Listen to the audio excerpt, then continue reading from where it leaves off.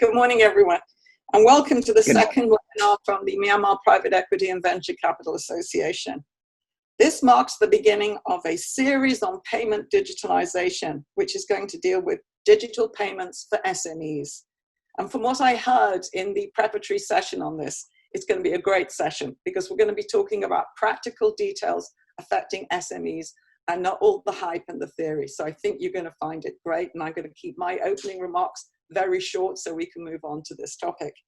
A few words about MPE&VCA. We have now over 30 members, including 15 full and active investment groups, and also stretching across the industry in Myanmar, all the major advisors, consultants, legal firms, accountants, etc. And we are including the accelerators and incubators. We're going to be opening a new category of membership for overseas members because we've started to get interest from overseas investment groups who want to be part of the association. And we bring to our members access to the private equity world, to investment both in Myanmar and regionally, and great networking opportunities. We've got an active series of events after this. On the 30th of June, Raja and Tam will be talking about investment in a time of COVID. On July the 8th, Julia Charlton is going to be talking on listing options for Myanmar companies. And the dates for the rest of the digital payment series will be announced shortly. The website is being updated. The new version is coming out in July. So please check it and check social media. So a special thanks to all our members and the organizations who've been helping us to organize this during the times of COVID, our overworked board members, the contributors very kindly to our events, and in particular the team, Juliet and Kun, who have been working so hard on this. Now let me pass this to Matt Min, who's the moderator for the panel. As well as being a highly successful entrepreneur with Dex Labs and Better HR, he has played an extremely important role in setting up the association and was until recently a board member when his extraordinarily busy timetable meant that he had to leave us. But we wanted to say thank you for your contribution. And now I will leave you and we can get over to the panel. Thank you very much.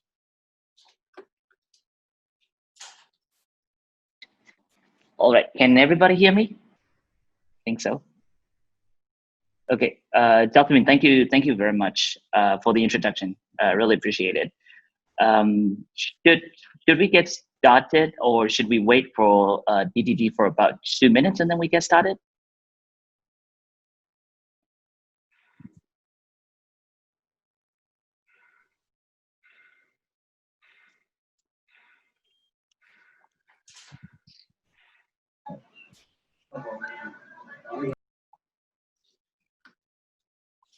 All right.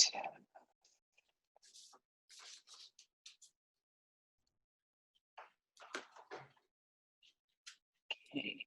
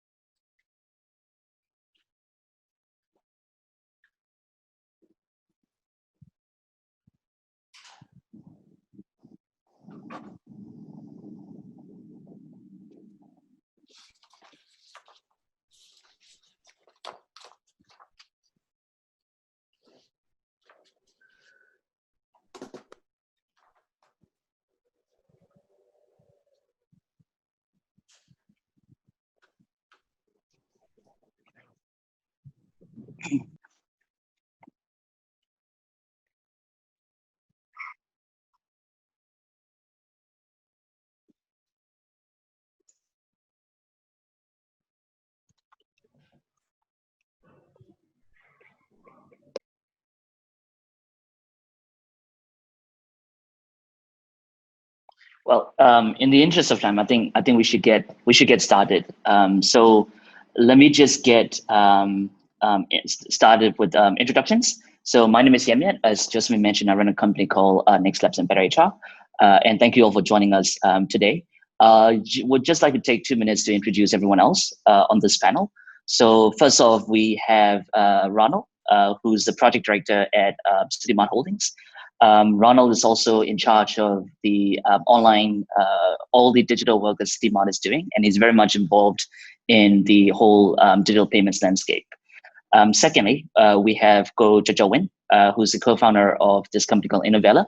They have a very successful product called Bus Ticket, which is an online bus ticketing solution.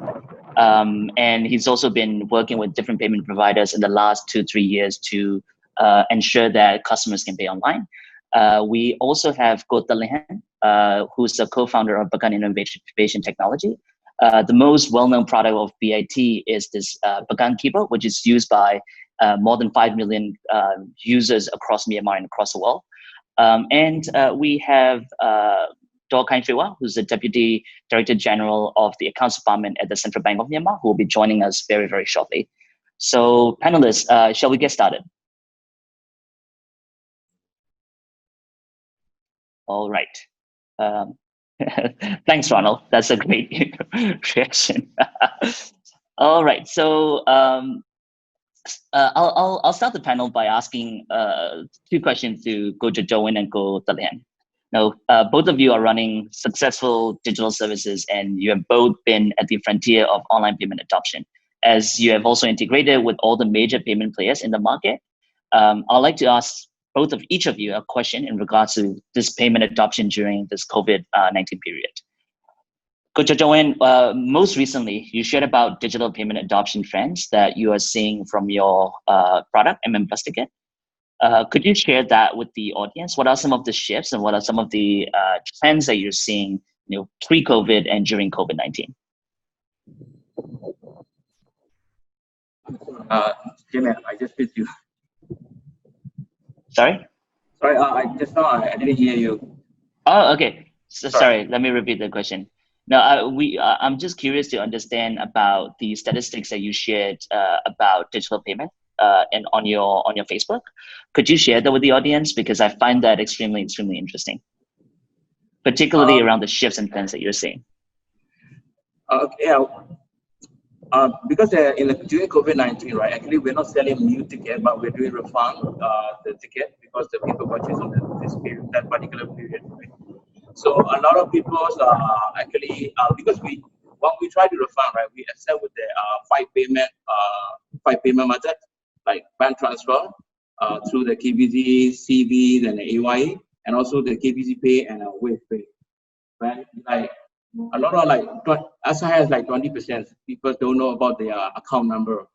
Like they mostly especially for the bank account, they give us the MPU card number instead of the bank account number, because most people only know how to use it, but they don't really know that they have a bank account number, because they receive the salary through the ATM card, and they keep saying that, oh, they can withdraw the money from ATM, and why cannot withdraw the money from us? Because they give us the MPU account number and it's not bank account number. And for the Wave Pay, KBZ Pay, most of them, they some people they don't really know that bank account number is a telephone number, and instead of that, they give us the OTPs and they give us the password. But that was a very bad experience that we have.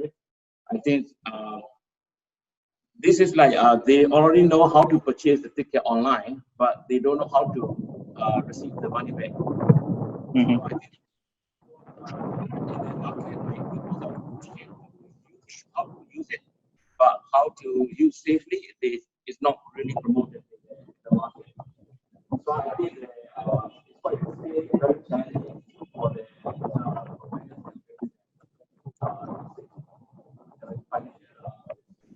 how to use the wallet. I mean, rightfully. So. Okay. We can't hear. Yeah, the last part we couldn't hear well. Could you repeat the last part if you don't mind? Thank you. Oh yeah, what I'm saying that a lot of people are like they are purchasing the ticket online, but they don't know how to receive the money. So that's why they even share. I mean, when we send them the fill out the form to inform the account number to refund back, but instead of account number, they put the OTP and they put the password in their account number instead of putting the account. So I think the challenge is that people already know how to use it partially, but it's not fully aware how to use. I mean, in a properly, and they don't know the what is important of their OTP and the passport. So the experience that I got in the last, I mean, the reform process. That's what I'm trying to share with all the people on my Facebook. Yeah. Right. Thank you. Appreciate it. Let me come back to that point in a second. Go Dalihan. As we know, you run multiple successful content businesses like Wonsin, which is basically Amazon ebooks, bookstore of Myanmar, MPE&VCA astrology app. What has been your observation during this period? Do you see a big increase in adoption? Because from my understanding, you integrate with multiple payment providers, including telco payments, wallets, bank payments, etc. Could you share that experience with us? Well, thanks for the question, Yemiet. My company, BIT, is currently operating 5 consumer mobile apps. And we saw some big changes in our business since COVID-19 outbreak in March. Most of our apps have been in the market for 5 years, and majority of our transaction has been through direct operator billing, so which means charging the user through their telephone and credit. In the past, we worked with all the telecom operators in Myanmar, as the telco network is the only network that covers the whole country and the whole population for the past 6 years. But since last year, we have been seeing the constant growth of user paying through mobile money, even though the number of user is very small. At the end of February this year, before COVID-19, the number of transactions from mobile money and the online banking is less than 5% of our overall transactions. But at the end of last month, May, the number has increased to 15%. So we saw 200% growth for the mobile money payment in the last 3 months across our apps after COVID-19 outbreak in Myanmar. I see. That's very interesting. I'm just curious because we're talking about digital payments for consumers, right? In this audience, could you just raise hands if you have used digital payment, whether that's a card payment or mobile money or whatever, in the last 5 days? There's a little raise hand button at the bottom of Zoom. Just curious to see how many actually have used digital payments in Myanmar. Well, hopefully the audience is not asleep yet.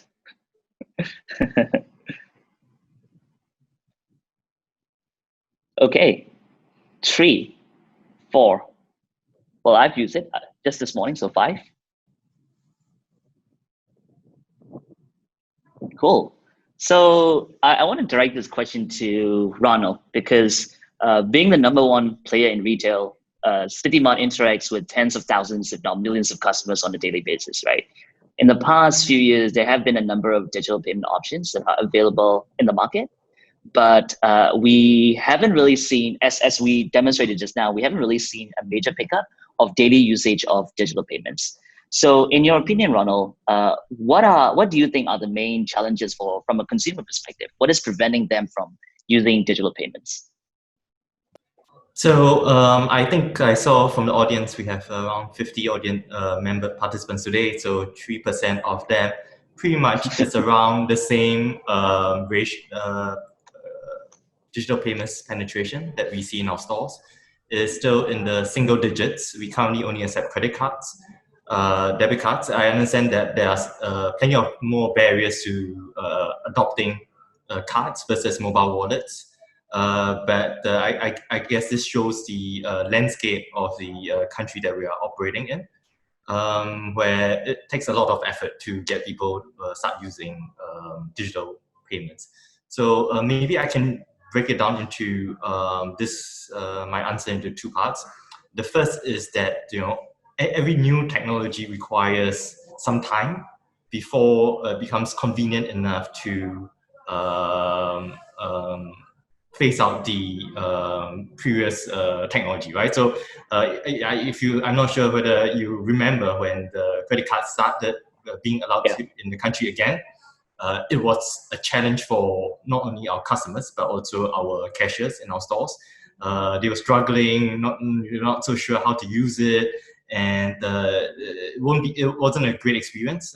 But today, I think we figured out mostly all these issues, whether it's on a tech side or a training perspective. So this really takes time, right? If you're looking at digital wallets, there aren't so many consistent experiences out there for customers. So you could be walking into one store today and you can pay by wallets easily, and then maybe the next day you have a different cashier, or there's something wrong with the internet and you have a disrupted experience. So it will take some time before we have a critical mass where consumers are very comfortable using digital payments, and also enough retail outlets, enough well-trained cashiers and merchants to make that experience a seamless one. So we're not quite there in terms of the convenience factor yet, but certainly COVID-19 has provided more impetus on encouraging people to pay with digital payments. So we have a lot more inquiries these days asking us to adopt more digital payment options because of the hygiene concerns, and that's all looking in a positive direction. But again, the critical mass is needed. Currently, not quite as convenient. There are more barriers than using cash, but eventually I can see that, once we get our act going, there's momentum. Nobody would want to use cash if they had a choice. Right. Thank you for sharing. Just on a personal note, I've been cashless for I think about 2 years now. It's been fascinating experience because as all of you are in Myanmar, many of you are in Myanmar. Myanmar is predominantly a cash-based society, and being cashless definitely requires quite a lot of hassle. However, it also is quite liberating, I would say, in terms of the experience. Talking about user experience, in the pre-panel discussions, Go Jojowen and Kutalihan, both of you raised this concerns about providing a seamless user experience, right? In terms of making the transaction, transferring, et cetera, et cetera. Could you share a little bit more about that? Like, what is, in terms of user experience, what are you seeing as a barrier for consumers to adopt this kind of digital payment system? Perhaps we can start with Kuchitawen.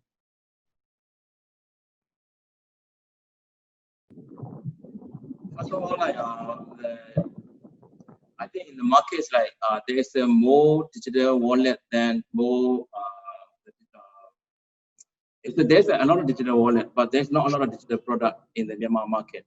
You can only purchase in the city mart, and you cannot even purchase in a ride hailing. You cannot purchase on the online.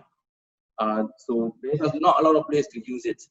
It's the main reason that there's a in the market like more than 30 plus digital wallet.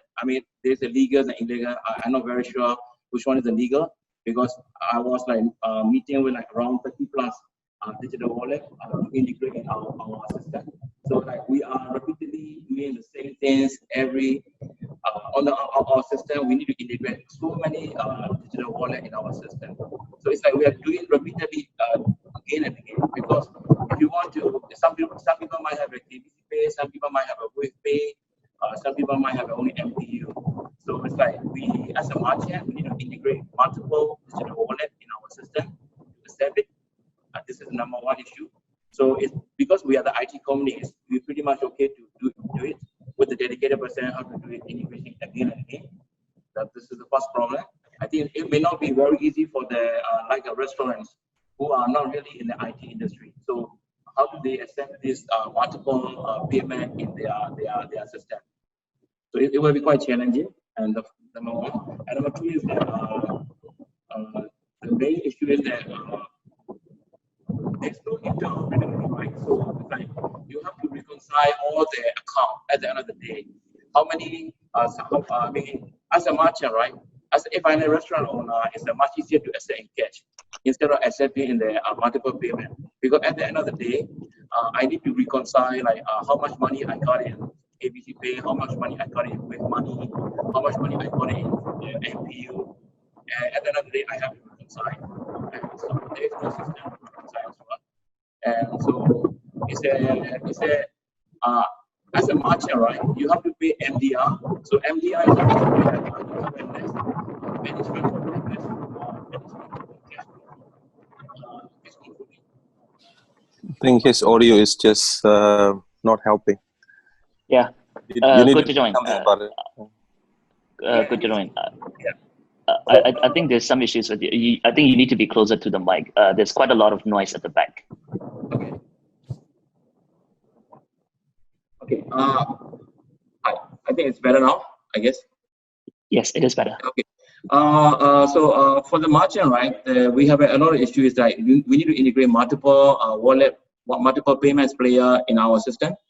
And this is the one challenge. And another challenge is that these all systems are not integrated. So you need to reconcile at the end of the day. So because like as a merchant, it's easier to accept in cash because you don't need to reconcile very hard. Now is that every day, end of the day, we have to reconcile how much money you got it from ABC Pay, how much money you got it from Quick Pay, and how much money you got it from MPU, and you need to reconcile. So that was the challenge. So instead of because in the other country, right, we are accepting digital payment is just to make sure that we have a less cash handling cost.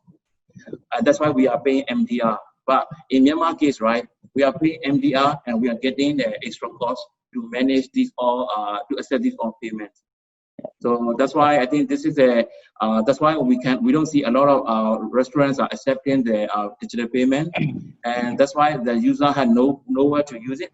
Even for in a digital wallet right now, right? What we can do is mobile top up, and you can do the gain card purchase.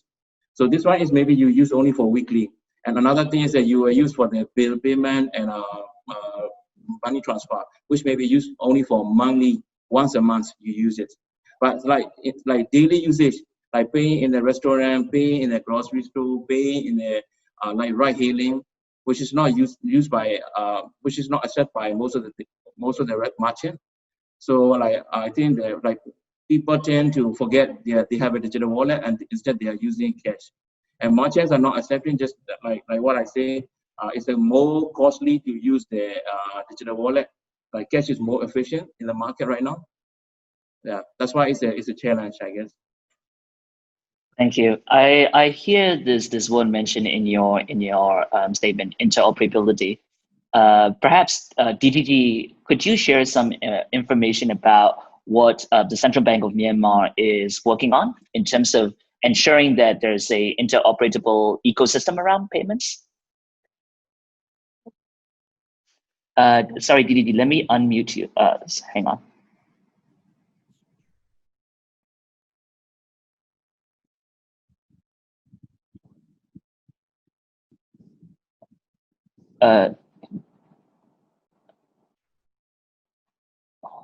DDD, I think you have to unmute. Thank you.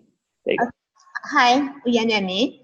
And I heard about your discussion about the annoying the using of the digital payment because of the lack of interoperability. The merchant and then the consumers are using digital payment, but they face difficulty and inconvenience. So thank you for taking me this opportunity. Because of on behalf of the Central Bank of Myanmar, we can explain to you what is the Central Bank of Myanmar initiative to begin interop in the digital payment in near future. So for the interoperability, why we do this kind of initiative so eagerly? Because of we are trying to do the cashless society. And then the convenience for the consumer and merchant around the Myanmar. And then in our entire goal is the cross-border settlement can use this digital payment. So far in the payment industry, banks and non-bank industry, they are using QR code payment for this kind of, to overcome this kind of barrier. for the interoperability. So CBN took this kind of leadership role in the industry, and then together with the banks, non-banks like a mobile financial service provider with OK Dollar, M-Pesa, and then all the other mobile financial services player, and also the international cat scheme like a Visa, Master, JCB, UPI. Together with those industrial giants, we already set out the QR code technical standardization already we set up, and then we already announced. So that's why in the payment industry, they can use the Myanmar standard QR code for the time now. So after this one, we are trying to do the interoperability infrastructure for the digital payment infrastructure in the country. Currently we call this one is real-time retail payment system, and then the QR code repository system for the digital payment. This one is under the Central Bank of one of the Central Bank of Myanmar project. We were conduct this one during 2 years time frame, starting from this year. And then we already called the bid, and then the end of this month we will open the bid, and then we plan to do this kind of things in 2020. First launch out is we plan to do in this 2020 years. So in this case, after this one, all of the payment service provider, regardless of banks and non-banks, they can through this RTRP system, they can provide the digital payment cost, affordable cost, and then the seamless. So in this case, this kind of problem will be resolved very, very near future.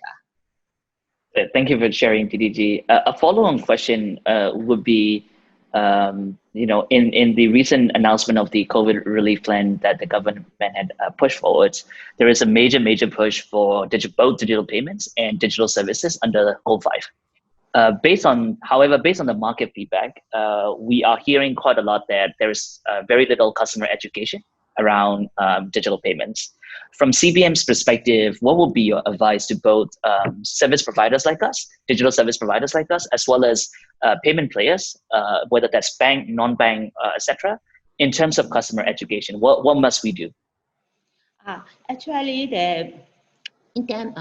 in digital payment, they bring a lot of benefit for the market, for the consumer, for the merchant, for the entire trade and the entire economy. However, they also impose the risk associated with the risk. So the risks are even the digital payment platform and then ecosystem very stringent rule we set up, and then we provide the security very prudently. However, the customer awareness and literacy, digital payment literacy is very limited.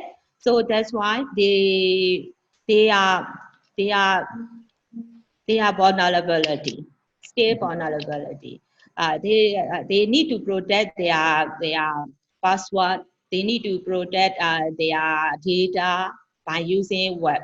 So in this case, the financial literacy is the key role to protect them.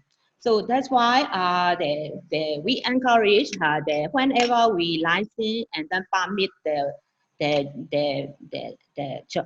operation and then service, we always check their system is there to provide the financial education program for them. They will provide the do and don'ts and what kind of protection they need.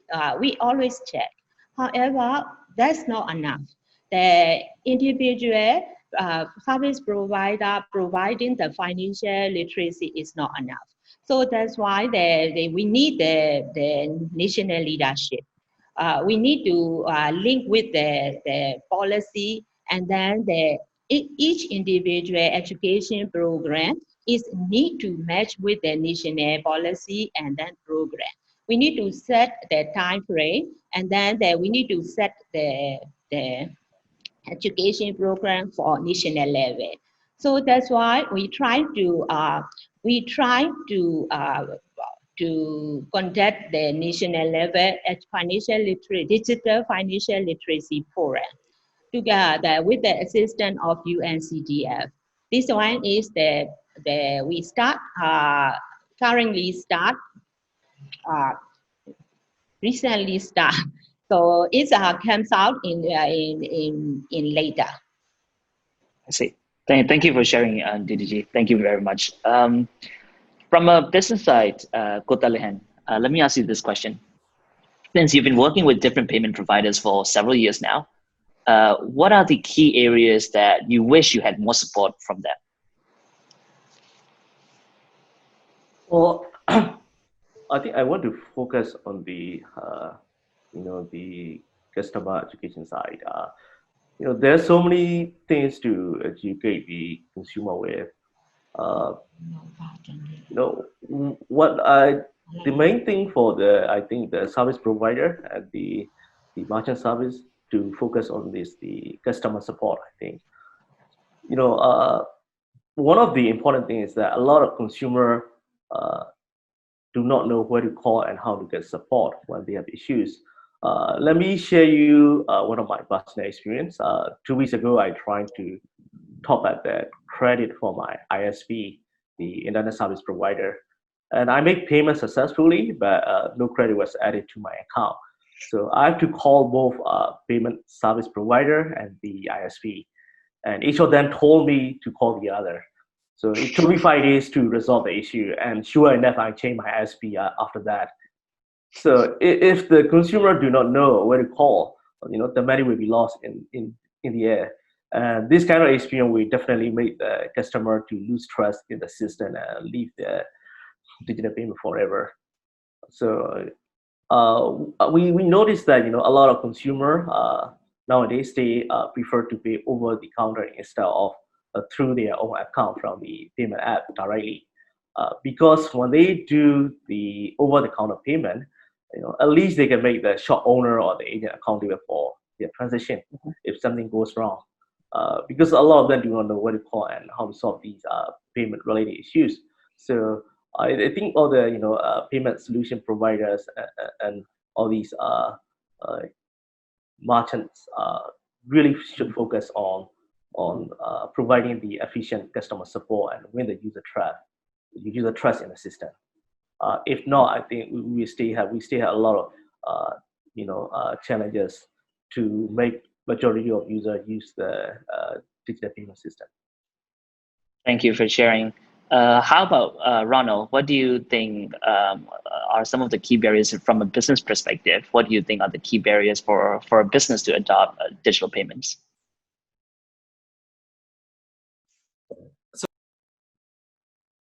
Sorry, I share Coach Jowin's sentiments earlier. He mentioned a few points. Maybe I'll just share that in physical retail as well as online grocery store perspective. So the first one is that all merchants want two things to make life easy for them, right? One is that they just want to be acquired once, which means that you have a single payment gateway that enables them to accept all predominant cards as well as mobile wallets. And if there are new wallets coming into the picture, they get access to it quite easily without having to re-sign up or do KYCs with the new wallet. So I think that is fundamental.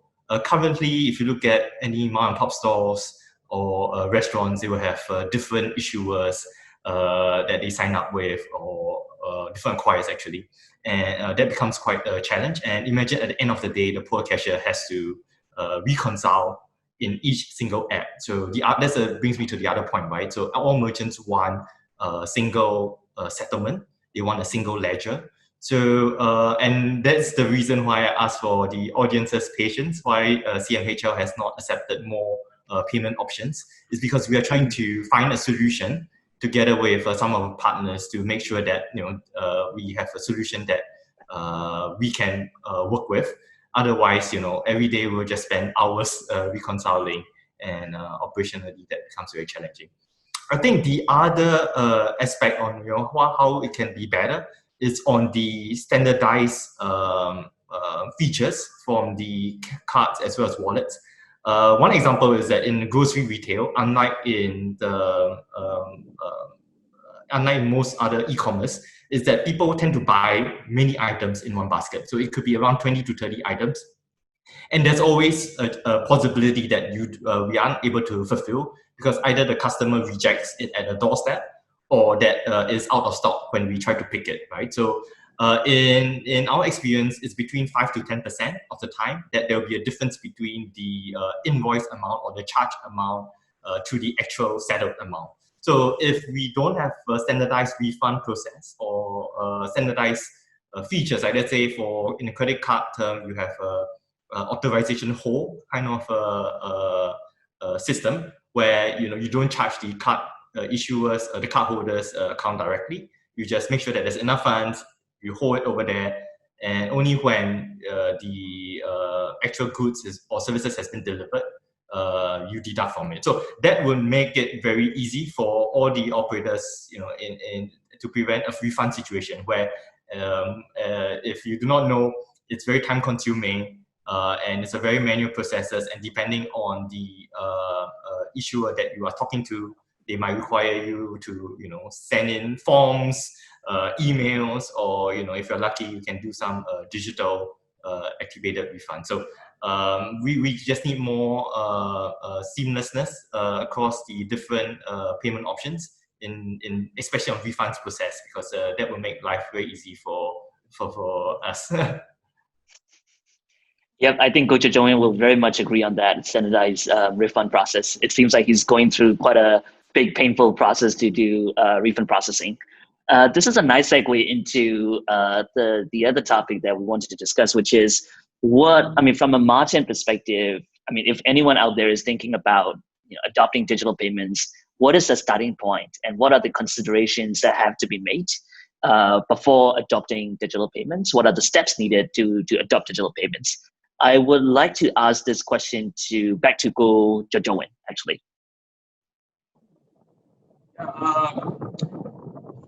As a merchant, right? If you want to adopt the digital payment, sorry, Go Jojowen, could you be closer to the mic? Thank you. Okay. First of all, right, one we're talking about digital payment, right? It's not just in the market there is a digital payment, but as a merchant, right, you also need to have your own system, the system to integrate with the payments. Like what just now the Kodalian say, right? He got a customer, he tried to purchase the internet ISP provider, and at the end of the day, he needed to wait 2 weeks to solve the problem, and customer service don't know what to support. So it's the both sides are not system integrated. They are doing manually for the reconciliation. That's why they need to take more than 2 weeks to solve it. So every merchant need to have the set of the system to integrate with the digital payment, so that they have a instant confirmation. And the main problem is that the both sides do not need to have a dashboard. Dashboard as in after I integrate with all the wallet, right? I need to have a dashboard so that we know that which system is failure. Is the MPE&VCA system failure or is the payment system failure? So that our customer service officer will be able to check it. Then we can do the proper support, because most of the time, right, the user will contact to the merchant in the first place, so that we already make a payment, but I haven't got your service, so they will contact to us for definitely. But the problem is that some of the providers are not even able to provide the merchant dashboard, so that our customer service officer are in the dark. And once somebody call us, oh, I got deducted in the Sun account, but I don't get your ticket, then my customer service officer are really don't know what to answer, and they are trying to connect to the payment provider, which may not be available 24/7, but online service is 24/7, right? Maybe midnight people might call us, but we have nothing to do with it. So then we say, oh, I'm sorry, we cannot help you. So you need to contact to the right payment customer support. So once they call to the bank or the wallet provider, right, they are also in the dark because they don't know what transaction is really happening. So the people have a very difficult to trust on their digital payment in this kind of scenario. It happened so many times as well. So I mean, that's why the customer service is not very good for all the digital wallet. So that's why before as a merchant, before you go for the digital payment integration, you definitely need to have a proper system set up in your business, and also need to integrate well with all the digital wallet, and then all the transition in properly. So right now it's like sometimes you will get the transit in some wallet, they will send you the email for the transition. How will you manage if you have as 1,000 transition daily? So it's quite challenging. So I mean, the first of all, we need to build the trust with the customer. Now is that the problem is that people purchase it, people have a bad experience, people will never use it. Then people will continue to spread it's quite tedious and difficult. So that's why our user base is growing, is very challenging. Oh, that one. Yeah, and thank you. Definitely, I mean, I work with a lot of clients who are asking me for online payments and digital payments. In our experience, for any merchant to really accept online payments, they have to be integrating with at least 5 different players. That means 5 different registrations. That means 5 different processes, and potentially 5 different timelines. So on that note, Dalan, we actually talked about this during the pre-panel discussion, whereby you're saying, I mean, you're mentioning your experience about having to wait for weeks, if not months, for the registration process, as well as varying transaction fees. Could you share a little bit more about that with the audience, please? We have integrated with about 6 payment service provider. The average time required from registration to going live for each service provider is from 2.5 months to 3 months. So luckily, we're the company, so we have resources, so we can do all these at the same time. But imagine like one SME merchant doing that, it's going to take them like, at least 2 years, to be integrated with all the payment service provider. So definitely the payment service provider find a way to do it in a scale, to do the onboarding in scale. Another thing is the varying, this merchant discount rate, the MPE rates. Is charging from like 1% to 15%. For us, like we are like, so we're quite amazed that the rate for the digital content is 10 times than the e-commerce rate. So I think this kind of thing needs to be reviewed. It should be some kind of standardizations because this is not sustainable. And I think for corporate, also like, I mean, the same issue, the reconciliation. So we need to assign like at least 2 or 3 times customer support than it should be, because a lot of things are manual. But I think for SME to adopt with the digital payment, I think definitely they need the dedicated manpower, to take care of this digital payment sector. So they need manpower with at least intermediate level of digital and the financial literacy. So they need to know where to call and how to get help from the payment service provider to resolve the issues. Without that, I think they will risk losing both their money and the loyal customers. Thank you. From CBM side, actually, DBG, from CBM's perspective, what is there any plan in place, or is there any roadmap in place in terms of dealing with this varying transaction fee? Because in my opinion, in order for more merchants to adopt digital payments, there needs to be some sort of standardization around transaction fee, service level agreements on customer support, etc. Could you share your perspective on this, please? Hold on a second.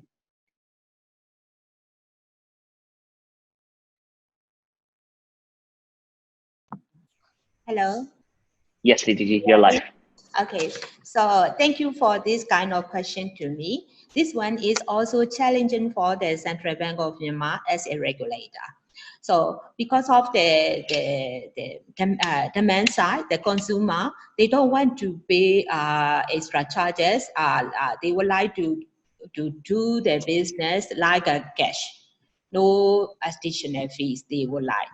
And then another side, for the service provider, they have to invest a lot of capital in this kind of application, and then the digital environment, something like that. So they may need to charge to some extent for the charges and fees. So this is the controversial, and then the both sides have a right, and then the CBN have a current legal and regulatory framework. CBN is allowing the market player to decide themselves. However, CBN have a role to protect the consumer also. This one is controversial we face. And then the current legal and regulatory framework, we can only conduct the dialogue with the market player and then the consumer. So that's why we make a lot of dialogue with the banks, non-bank mobile financial services player, and then the card screen provider. So we all the time we make the dialogue to reduce the transaction fees, and then we all the time we explain to them both sides they have a different benefit apart from the fees.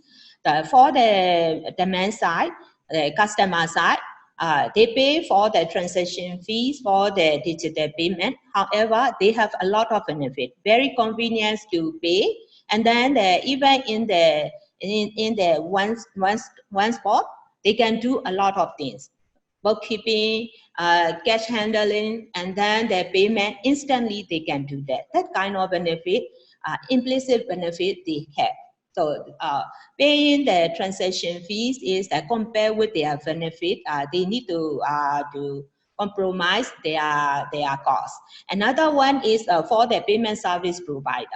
For the initial stage, volume is not up. They have a lot.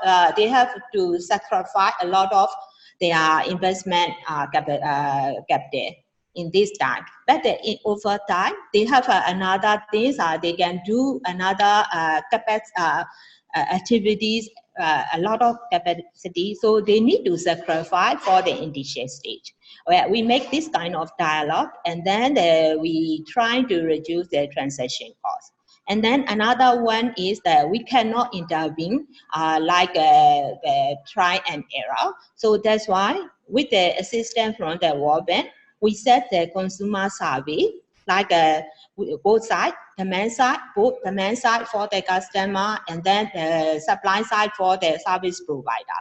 We will conduct the payment industry cost survey very near soon. After that, we may have the research project, and then we can dialogue with. In future, we are driving the national payment system law, new national payment system law, together with the Parliament Committee. So after this law, we aim to act during the 2020 or 2021. We are very ambitious plan. After this one, the payment industries a lot of opportunity, and then a lot of measure they need to take. And then enter this one, payment consumer protection, and then the payment fees we can intervene. So in this case, we can somewhat initiate some kind of fee negotiation among the payment service provider and then consumer. Thank you for sharing, DDG. In the interest of time, I only have one last question to DDG before I open the questions to the floor. There has been, excuse me, there's been some rumors about the central bank requiring all of the financial services players to protect, or rather to put customer data within the country. So meaning all of the data of every single customer must exist in Myanmar. Is that true? And the follow-on question would be, what is CBM's approach on protecting consumer data? Because more and more there are foreign players coming in, there are international wallet providers coming in, investing in Myanmar banks, etc. We would like to understand the CBM's approach on protecting consumer data. Actually, this rumor is not true. We are not planning to do that kind of thing for the time being.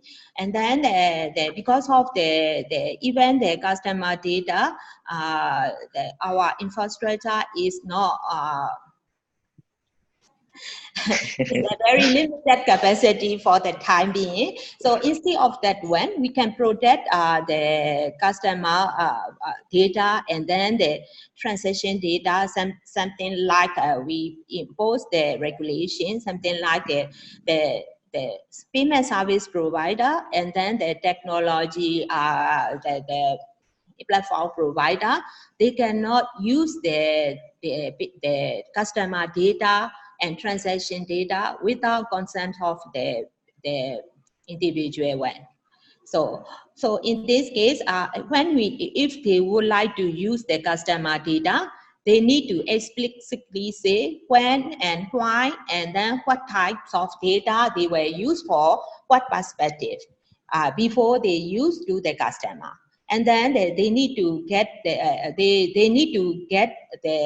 the consent from the customer beforehand. So this kind of consumer protection we will impose. However, the data residency within the country, we do not have a plan yet. Thank you, DDT. Before we go into questions, let me just summarize the overall discussion. I think the key points, the key takeaways is really that there are a lot of still challenges.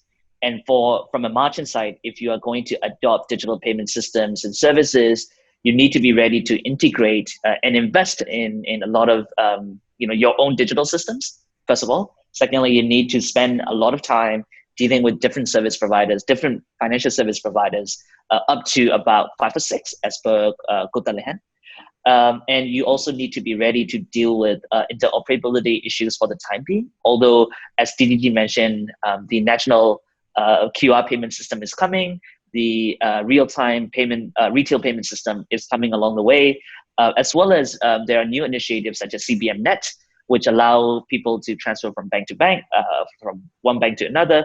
So there are a lot of initiatives. However, for the time being, all the merchants have to be ready to deal with such barriers for the time being. From a consumer side, I think the key barriers are around trust, especially. So, for example, trust around refund processes, which can be quite difficult, as per Gojojowen said. As per Ronald said, consumers need to understand the value, or rather the convenience of digital payments, etc. So, from a consumer perspective, there is still quite a lot of bottleneck. However, the good news is, things will change along the way.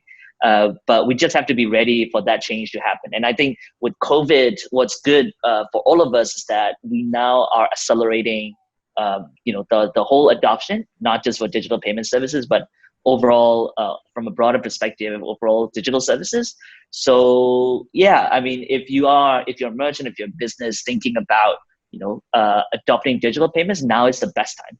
Even though there are challenges in place, that's not to be discouraged, because we are operating in Myanmar, and Myanmar is very, very challenging. But this is a good time to start transforming, because COVID definitely has accelerated the whole digital transformation journey for all of us. There are a couple of questions. Let me just start, since we have about 5 more minutes. Let me just select a couple of questions. Okay, so there's a question from the floor about credit bureau from Patricia, I believe. The question is, do you think that the establishment of the Myanmar Credit Bureau will increase usage of credit cards, or do you think that is just limited to bank loans? Patricia, who would you like to ask this question to?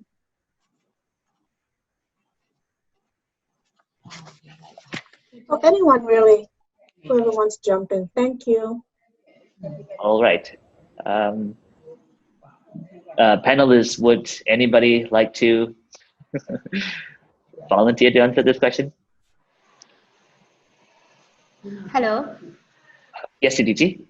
Okay, so credit bureau collect the consumer data from the banks currently for the positive data and negative data for their loan, including credit card.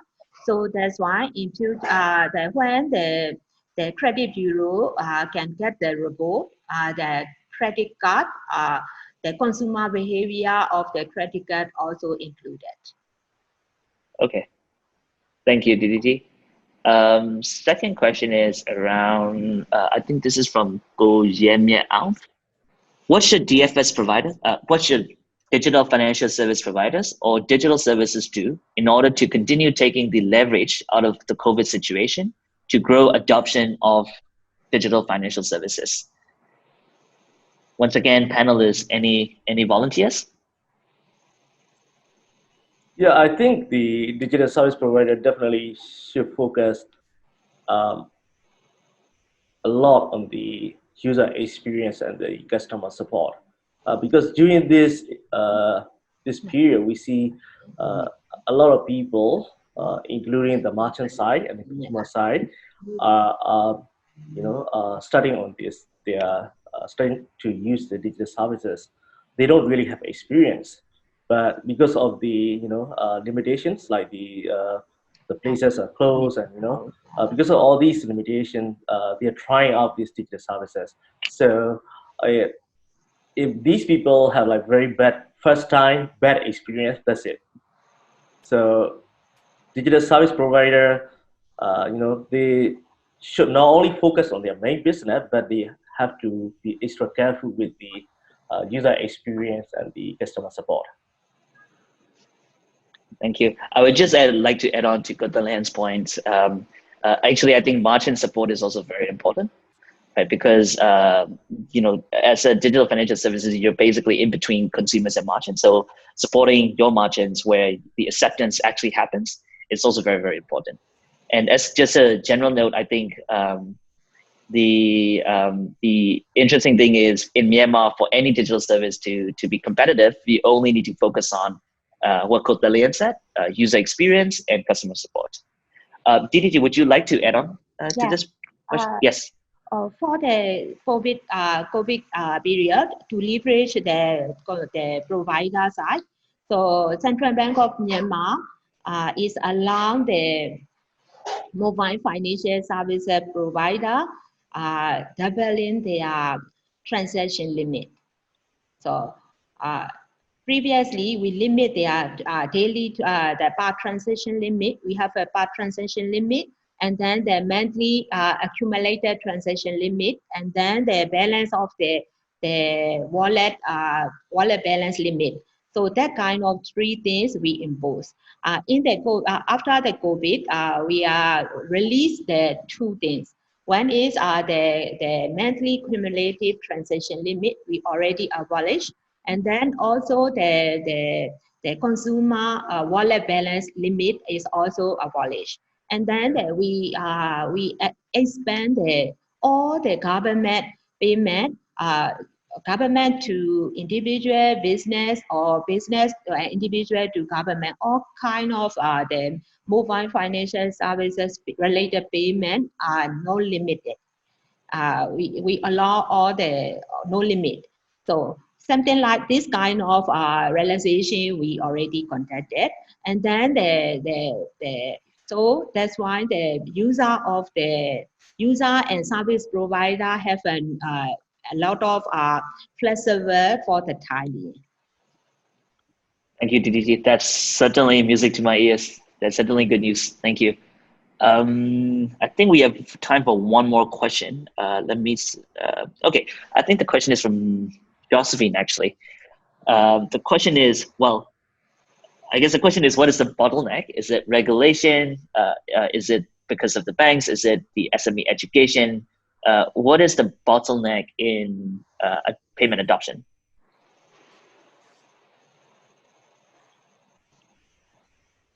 Would anybody like to volunteer? The bottleneck is that we need to spend more on the user awareness and like the investment in the digital, I mean softwares and so on. Because like the restaurants, they never invest on their POS. They will not be able to accept easy to accept the digital payment. And digital payment cannot get a transaction if the merchant is not accepting. And also about the user also need to use this the digital wallet to make a payment. So the user also need to have a certain incentive. So if you are the digital financial service provider, right, you need to stimulate both merchant to accept the payment and also a user to use the digital payment, because you are taking the transaction fees on this transition, right? So you need to stimulate both demands and supply, merchants and the customer. So, but the thing is that you are not providing, you are just doing the customer acquisition from the both merchants and the user, but you're not trying to provide incentive to both merchants and both customer to use it. I mean, that's why that's the bottleneck, because it's like the service provider, as a service provider, right? You cannot expect merchant will accept your payment because you have a digital payment. Merchant will not invest the POS. Merchant will not invest in their system because they are pretty fine with the cash acceptance, right? So you say that. So the point is that, right? So if you want to be the disruptive service provider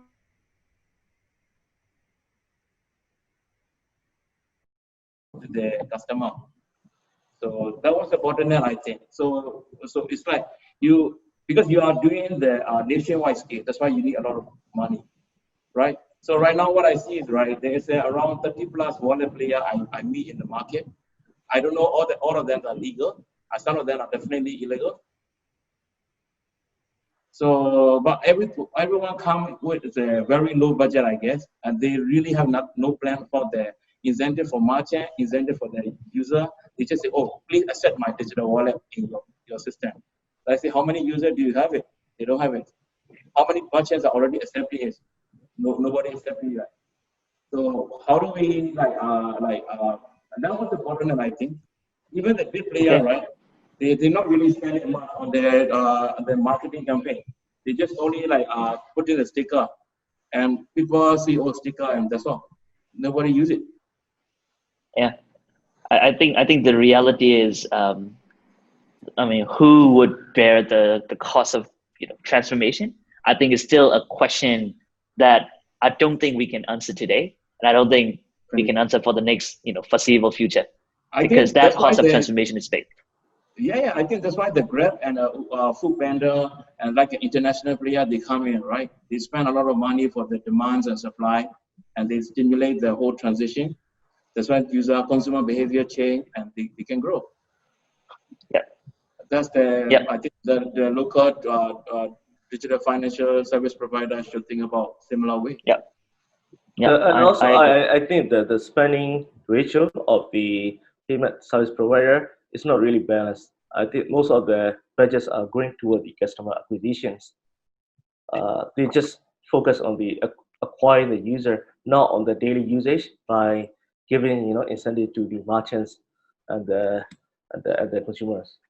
Yeah, it should be the both sides, demands and the merchants and the customer. But right now, everyone is pushing only for the customer, but forget about the merchant. Merchants are not interested to accept the payment, right?